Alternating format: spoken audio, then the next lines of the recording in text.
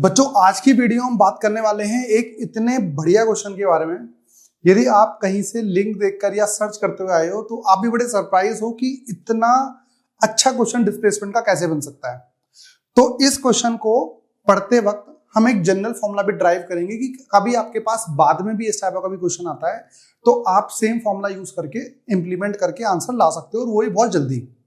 ये क्वेश्चन जुलाई 2022 का क्वेश्चन है।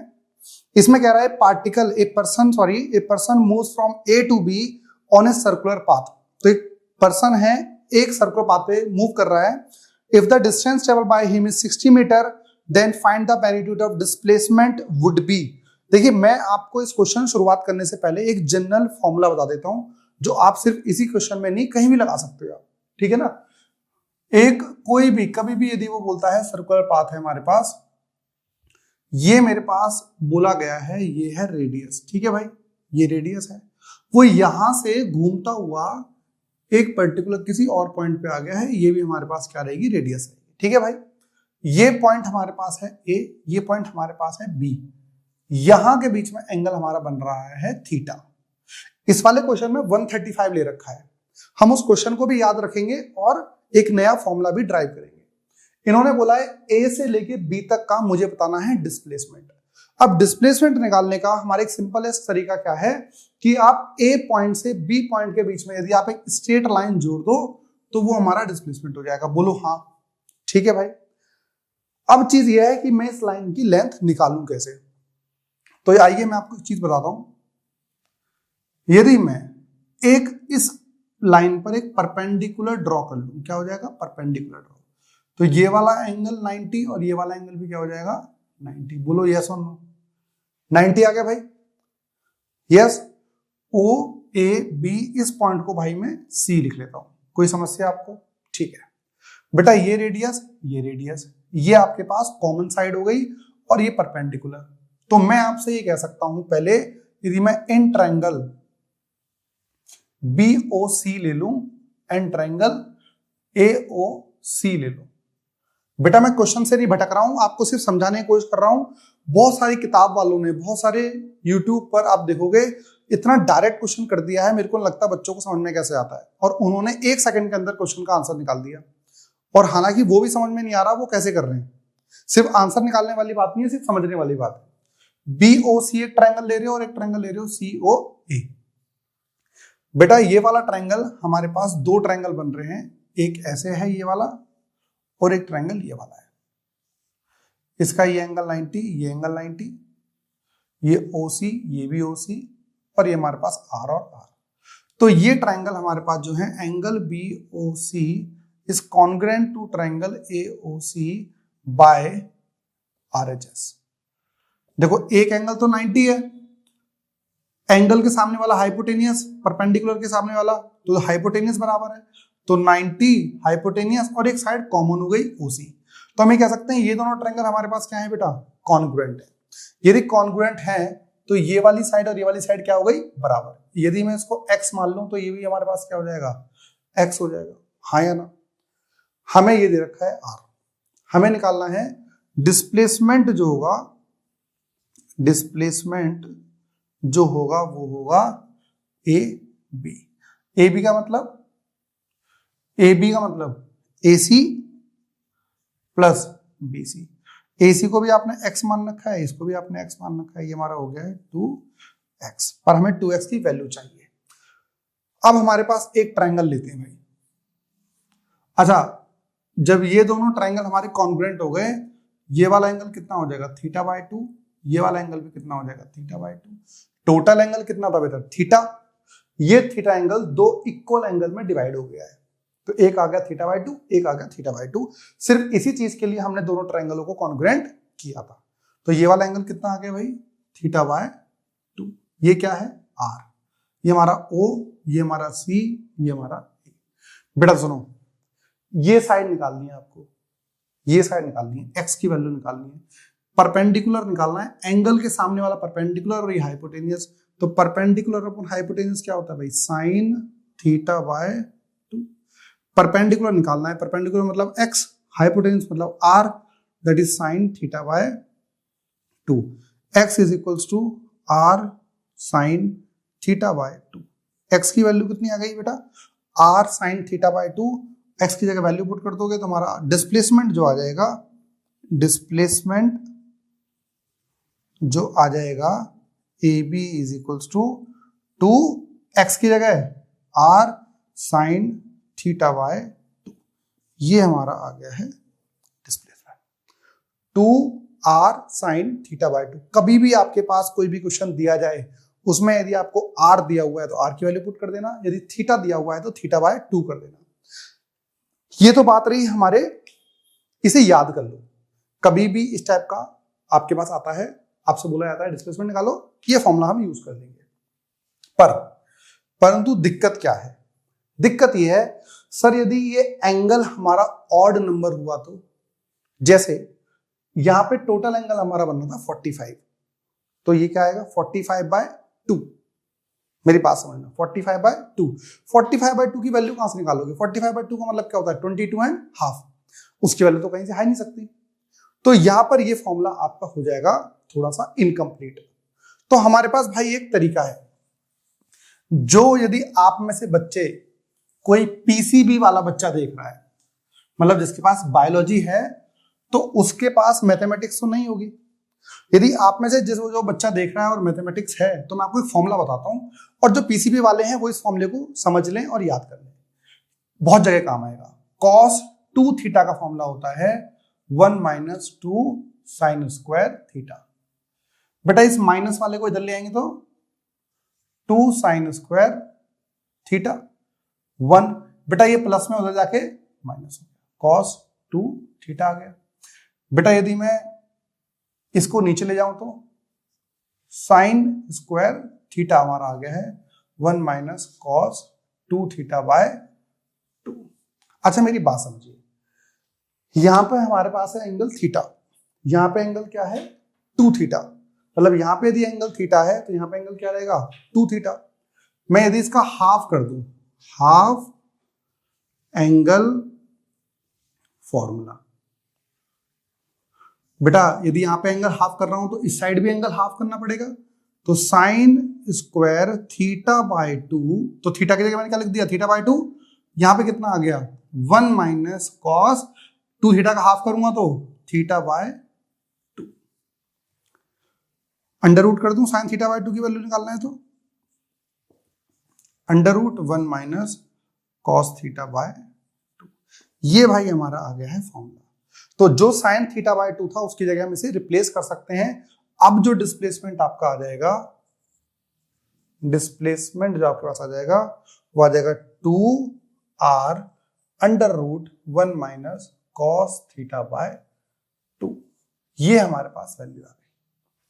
ठीक है, यदि भाई आपने कभी डिस्प्लेसमेंट निकालने का एक फॉर्मूला और पढ़ रखा होगा, यदि मैं आपको बताऊं, एक तो डिस्प्लेसमेंट का ये फॉर्मूला हो गया, इसको हमने, अच्छा अब क्या हो गया, अब यहां पर यदि 45 भी होता, अब आप 45 भी लिख सकते हो कि cos 45 के लिए तो पता है 1/√2।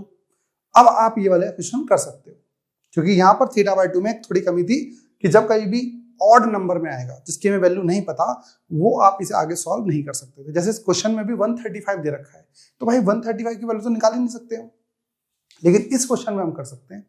यहां पर cos 135 की वैल्यू हमको पता है। ठीक है भाई, ये बहुत बढ़िया चीज थी हमारे लिए। चलिए आगे हम, मैं कहना चाह रहा हूं कि कुछ किताबों में आपने कुछ और फॉर्मूले भी पढ़े होंगे। एक मैं फॉर्मूला बताता हूं आपको, देखना, जैसे इसको हम अंडर रूट के अंदर ले गए। मैं आपको सिर्फ इसलिए बता रहा हूं क्योंकि इस क्वेश्चन के सॉल्यूशन को मैंने बहुत जगह देखा और मैं ये देखना चाह रहा था कि कौन सी किताब ने बेस्ट तरीके से सॉल्यूशन दे रखा है। तो मैंने कुछ किताबों में देखा उन्होंने एक अलग ही फॉर्मूला यूज कर रखा है।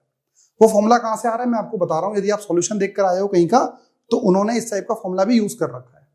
बेटा इस 2r को यदि मैं अंडर रूट के अंदर ले जाऊं, आपको पता है x को मैं अंडर रूट एक्स स्क्वायर लिख सकता हूं, x को मैं अंडर रूट एक्स स्क्वायर लिख सकता हूं। तो क्या लिखूं मैं इसको, डिस्प्लेसमेंट इज इक्वल्स टू, इस 2r को अंदर ले जाऊं तो मतलब स्क्वायर करके लिखना पड़ेगा, तो 2 का स्क्वायर 4 r स्क्वायर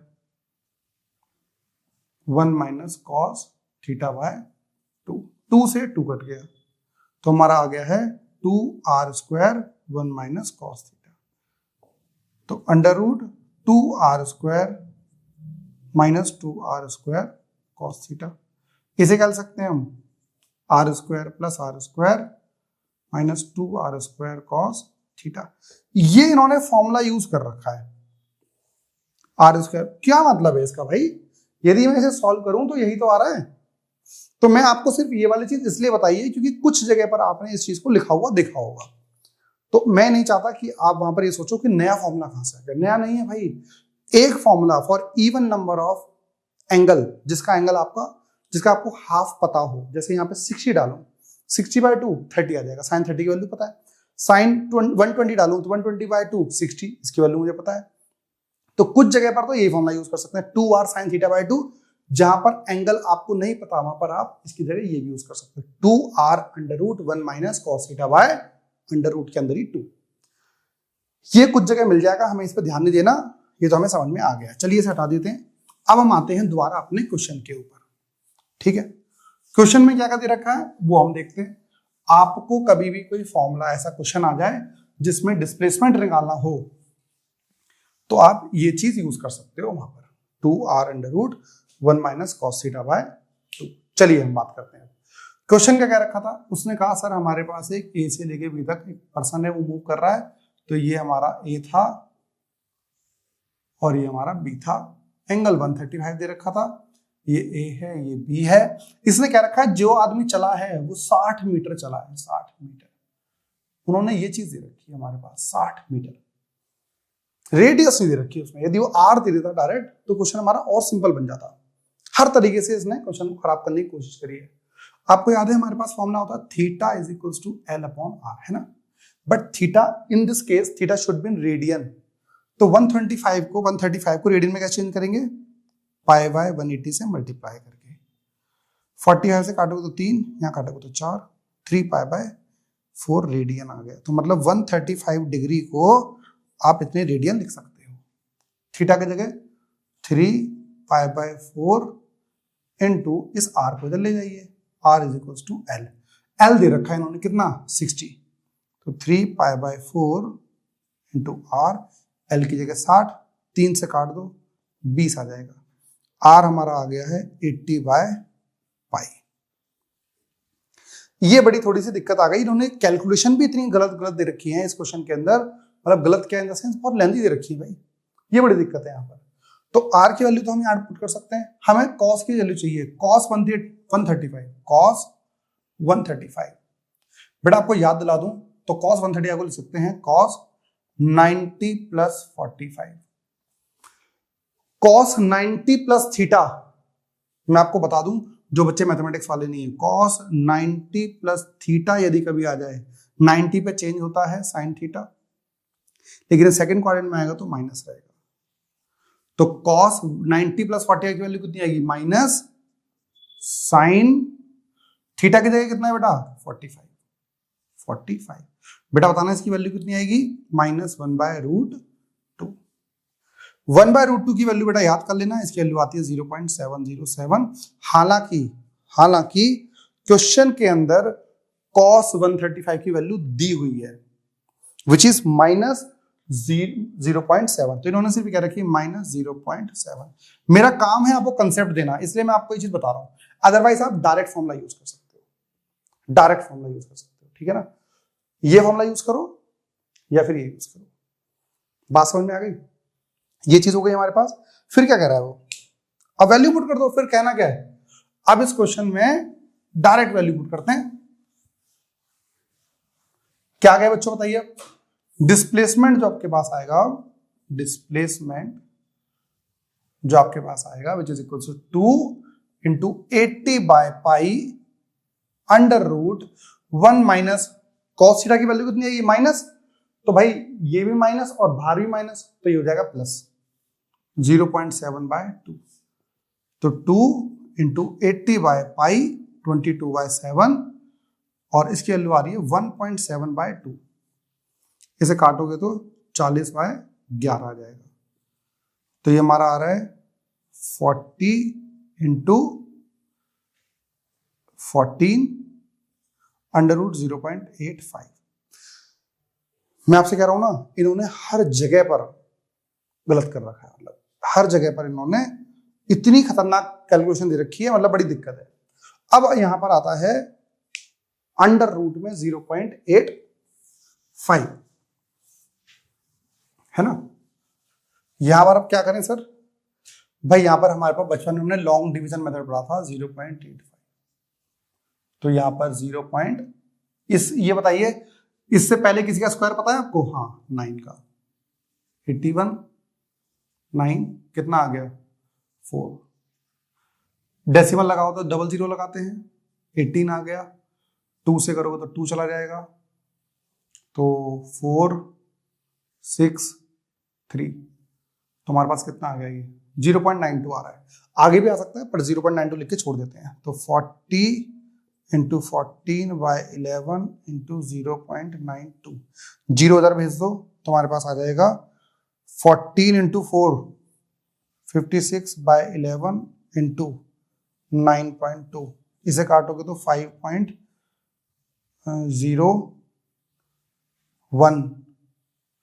46 के राउंड कुछ करके आ रहा है। इसके ऑप्शन हम देखें तो हमारा है 42, 47, 19 एंड 40, 47 ऑप्शन रहेगा हमारे पास। इससे ज्यादा सिंपल तरीके से हम नहीं कर सकते। तो पहली चीज हमारे पास भाई ये रही, इस क्वेश्चन को समझने के लिए आपको पूरी ट्रिग्नोमेट्री, और देखो अब आपको जरूरत नहीं है, अब आपके पास ऐसा कोई क्वेश्चन आता है, यदि मैंने बोला थीटा यदि इवन नंबर में है तो 2r sin θ/2 यूज करो, यदि ऑड नंबर में है जिसकी आपको वैल्यू नहीं पता तो 2r √1 - cos θ/2 पुट करो। दोनों फॉर्मूले यूज कर सकते हो जो आपके हाथ में। आपने वीडियो लास्ट तक देखी है और आपको समझ में आई है, कंटेंट अच्छा लगा है तो भाई लाइक जरूर करके जाना है इसको, क्योंकि बड़ी मेहनत लगी है और एक अच्छी चीज दी है आपको। धन्यवाद।